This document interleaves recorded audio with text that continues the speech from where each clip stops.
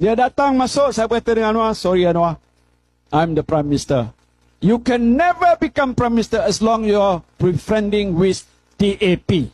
Saya kata, you tak akan jadi Perdana Menteri selagi you di situ kerana orang Melayu akan tolak you kerana you bersama-sama dengan DAP. Saya bercakap terus terang.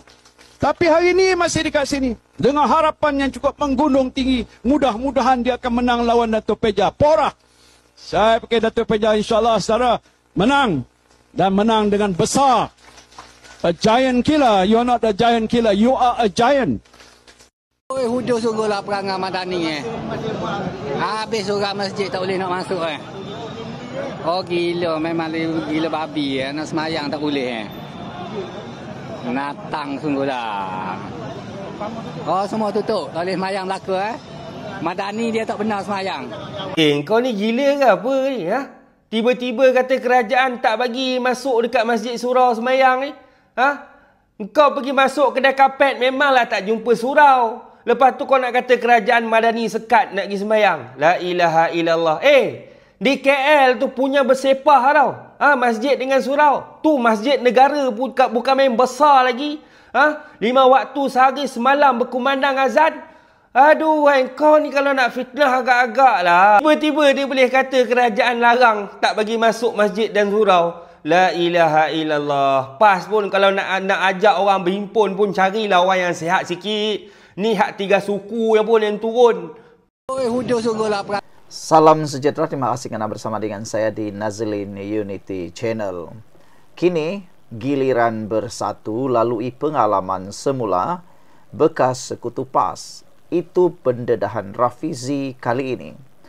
Saudara-saudara sekalian, siapa yang tidak kenal dengan PAS? Dalam tempoh lebih kurang dalam 10 tahun, PAS sudah menyertai 3 pakatan. Kalau masih ingat, itulah PAS. Waktu dia menyertai awal-awal pakatan, dia gembira.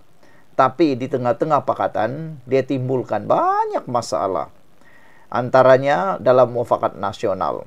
Antaranya dalam pakatan terkini mereka, yaitu Perikatan Nasional.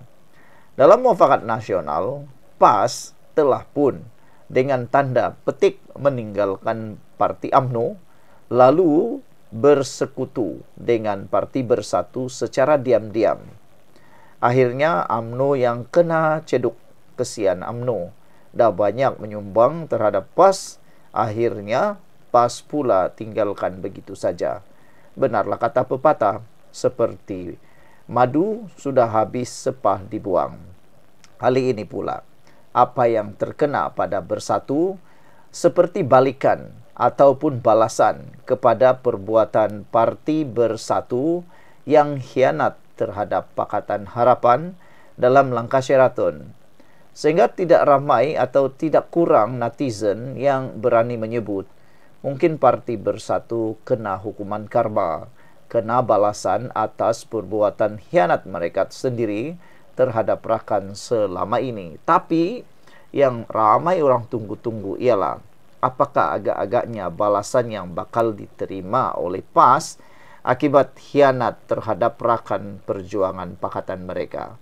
Ada yang meramalkan PAS akan menerima balasan akan kehilangan parti atau akan kehilangan kerusi dalam pilihan raya akan datang. Ramai menjangkakan PAS mungkin hanya akan dapat lebih kurang dalam tinggal 10 hingga 15 parlimen saja. Jangan mimpi mau dapat 80, kata netizen. Sebelum kita teruskan ulasan daripada Rafizi, giliran Bersatu lalui pengalaman seperti semua bekas sekutu PAS, kita tinggalkan dulu komen Anda dalam ruangan komen dengan tanda pagar habis sayang Malaysia. Tapi izinkan dulu saya berkongsi pada Anda semua. Mungkin ini jawapan kepada doa Anda selama ini. Ini berita baik kepada Anda semua bagi yang sedang berdoa masalah kesehatan Anda. Mungkin ini jawapan yang Tuhan hantar. Ini ialah terapi imun transfer factor for life. Terapi imun yang meningkatkan daya imun badan kita sehingga 400%. Secara umum dan ringkasnya, terapi imun ini mengajar, mendidik dan menguatkan serta menyeimbangkan imun badan, sistem imun badan kita. Apabila imun badan kita sudah jadi bijak, kuat dan seimbang, imun badan kita akan menghapuskan semua akar penyakit, jenis penyakit yang ada dalam tubuh badan kita. Tetapi apabila imun badan kita lemah, apabila imun badan kita bodoh, apabila imun badan kita tidak seimbang, penyakit bersarang dalam tubuh badan kita. Lalu ianya akan menyebabkan kita kena penyakit kronik yang tak sembuh-sembuh. Karena imun badan kita tidak bertindak lagi menyembuhkan kita. Terapi imun ini mengajar, mendidik, menguatkan imun badan kita serta menyeimbangkan imun badan kita. Dengan imun badan yang sudah jadi kuat, bijaksana dan seimbang, imun badan itulah yang akan menghapuskan akar penyakit yang ada dalam tubuh badan kita. Cepat dapatkan produk yang hebat ini melalui nomor telepon saya yang tertera. Produk ini lulus KKM, halal dan diperakui oleh dokter-dokter di seluruh dunia. Kalau Anda sudah lama berdoa untuk masalah kesehatan Anda, mungkin ini jawaban kepada masalah kesehatan Anda. Saudara-saudara sekalian, perselisihan PAS dengan Bersatu baru-baru ini mengenai dana bukanlah sesuatu yang mengejutkan bagi bekas Menteri Ekonomi Rafizi Ramli. Rafizi berkata partinya sendiri PKR serta parti komponen Pakatan Harapan DAP mempunyai pengalaman yang sama dengan PAS pada zaman Pakatan Rakyat.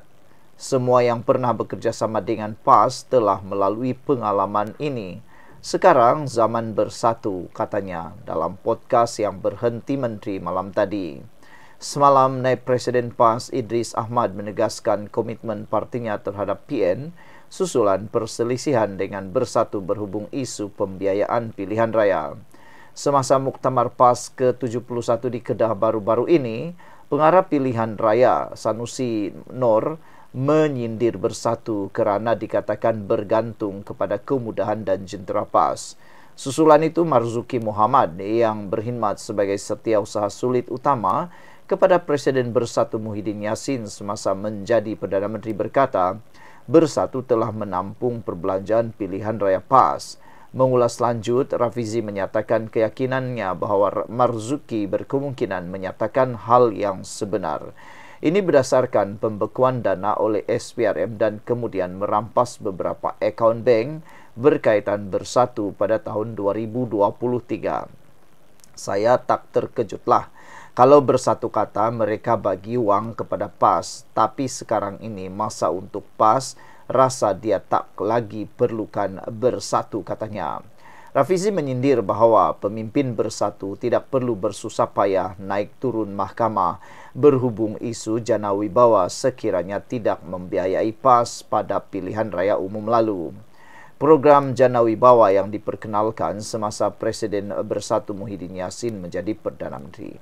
Kes itu dikaitkan dengan pertuduhan salah guna kuasa dan pengubahan wang haram terhadap Muhyiddin manakala Ketua Penerangan Bersatu Wan Saiful Wanjan berdepan pertuduhan rasuah dan pengubahan wang haram.